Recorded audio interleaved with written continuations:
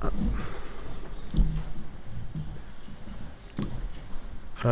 coup, bonjour, on m'entend? Ouais, super. Alors moi c'est Ivan Goulitia, je suis étudiant à la Haute École d'Art et de Design de Genève et du coup je vous présente une méthode d'initiation à la création de jeux vidéo mais qui a la particularité d'utiliser du papier. Alors je vais commencer par vous montrer un exemple d'un jeu produit en atelier, donc une petite vidéo, parce qu'il y a du son.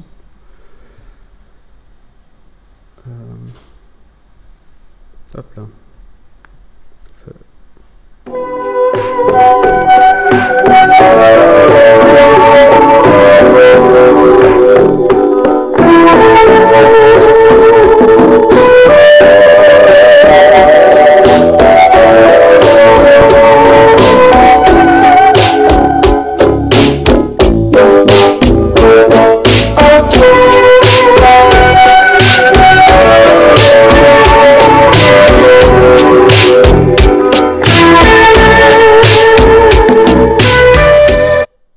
Alors attendez, je vais juste baisser le son, je vais laisser le truc.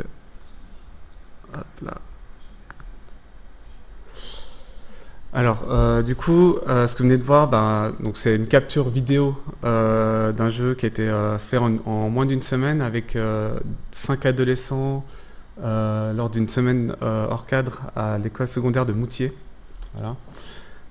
On a la particularité d'avoir deux filles qui ont participé, donc on était très contents.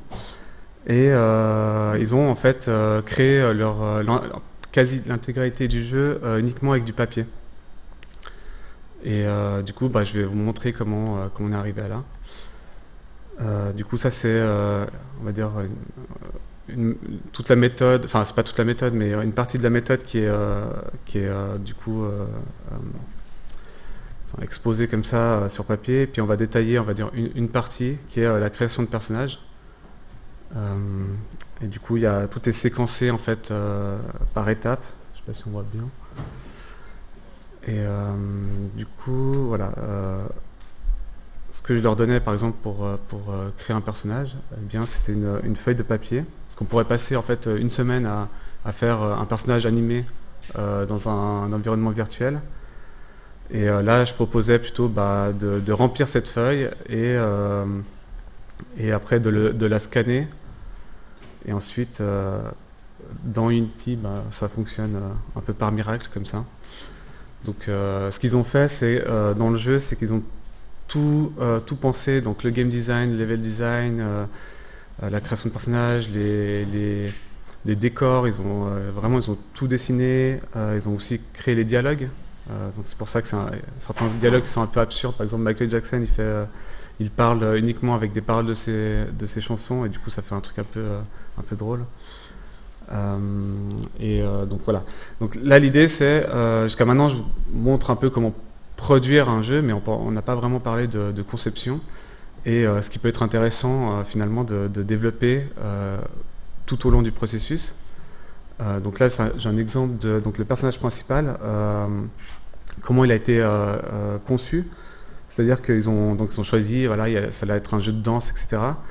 Et ils n'avaient pas forcément mis de genre au personnage. Et lors de l'étape de création, en fait, nous, on a fait une petite introduction. À chaque étape, on fait une introduction un peu plus théorique, un peu plus... de faire des liens avec d'autres choses. Par exemple, ici, on a parlé des représentations stéréotypées des personnages de fiction, donc masculin, féminin. Sans trop rentrer là-dedans, mais enfin, vous voyez, il y a des sexualisations de la femme ou des mecs hyper musclés, etc.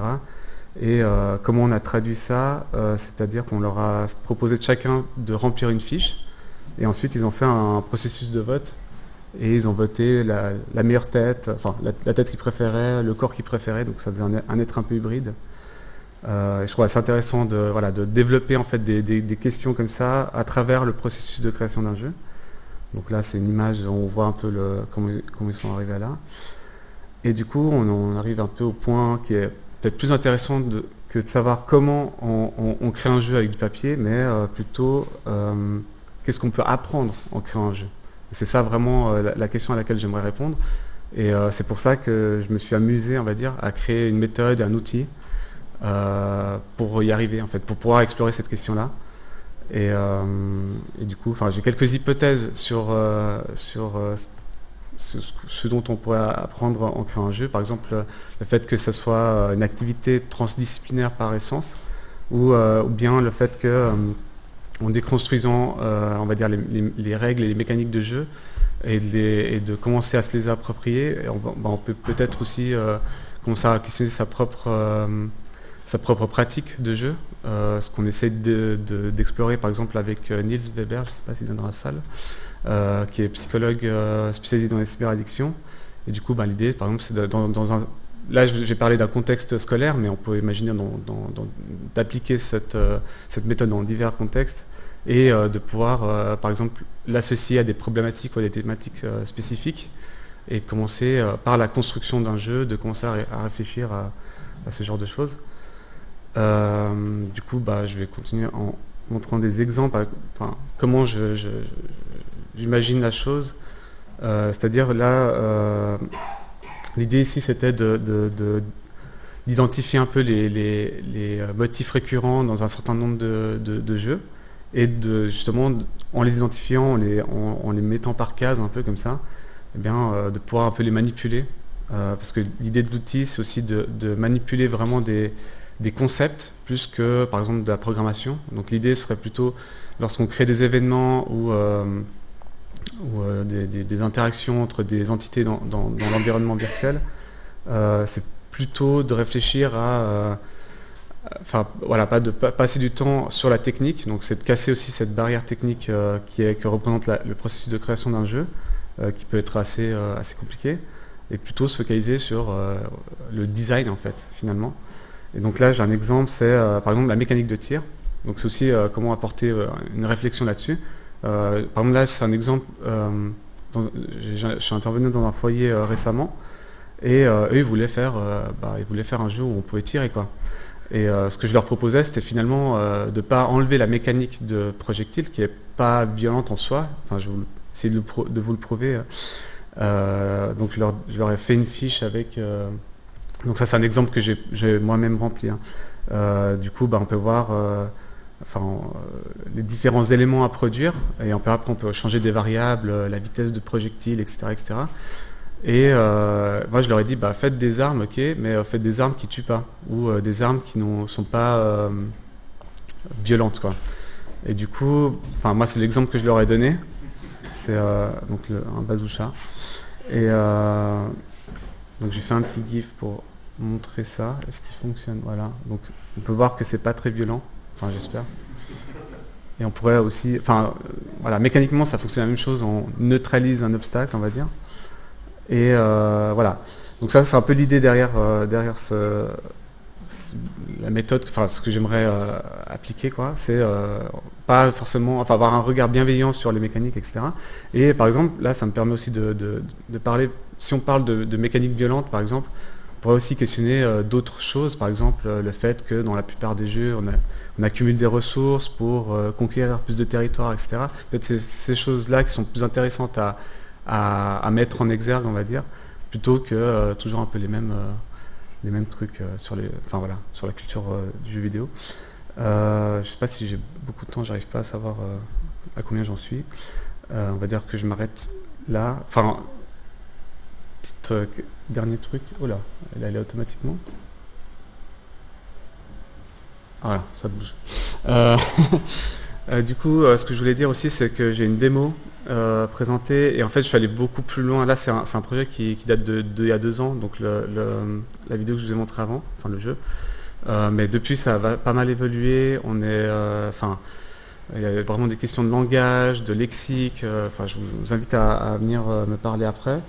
Et sinon, les choses à retenir, c'est que je cherche plutôt des collaborations, des fonds aussi, on sait pas, mais surtout des collaborations, donc aussi de pouvoir peut-être légitimer mes hypothèses, etc. C'est des gens qui s'intéressent à ces questions-là, de savoir qu'est-ce qu'on peut apprendre en créant un jeu vidéo et pas forcément par la pratique du jeu. Eh bien, je vous invite à me contacter. Voilà. Je crois que c'est un peu tout.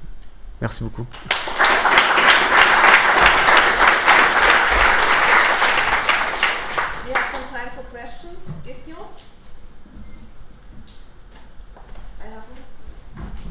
parle pas très bien anglais, si jamais. How do you maintain all this stuff? I mean, this is tools mean maintenance, debugging, and so on. How do you do that? How much time does it need to make? Est-ce que je peux reprendre en français? Ok. Alors, j'ai pas forcément compris l'idée de maintenance, mais can you specify? De temps pour maintenir les tools et de débugger. Depuis combien de temps je commence? Alors, en fait, donc l'idée c'est que pour l'instant j'ai pas vraiment d'outils, c'est-à-dire que l'outil est vraiment à une version même pas bêta. Il y a vraiment, ça dépend les contextes. Si j'ai une semaine, ce qui est très très rare en fait, une semaine pour faire un jeu avec des enfants, avec des jeunes, c'est un contexte idéal, on va dire. Mais généralement, c'est plutôt une après-midi ou comme ça. Du coup, je vais adapter les outils. Je vais utiliser des choses qui existent déjà, par exemple, des templates ou des choses comme ça. Moi, j'aimerais aller vers l'outil, donc créer un outil, etc. Mais ça demande encore pas mal de temps. Je sais pas si ça répond à la question, mais voilà. Peut-être. Thank you so much for the great speech. I was wondering, what are your relationship with other schools, education schools? I'm quite aware that HEPVO is very active in stuff close to this kind of things. Are you working with them or? Bizarrement pas. Enfin, dans le sens où donc avec qui j'ai travaillé pour le workshop, c'est une enseignante et artiste qui est ma copine et qui était voilà. Bon. Et du coup elle est à l'HEP. Enfin, en avant-première, elle a quitté l'HEP. Je vais l'annoncer comme ça en direct. Mais du coup, non, ce que je veux dire, c'est que du coup, j'ai plus de relation avec l'HEP apparemment, à part peut-être avec Florence si on discute. Je sais pas. Voilà. Mais pour l'instant, moi, je suis hyper ouvert je fais un peu de mon côté, un peu, et puis là, j'aimerais bien vous proposer à ceux qui sont intéressés. Voilà. Thank you. Merci.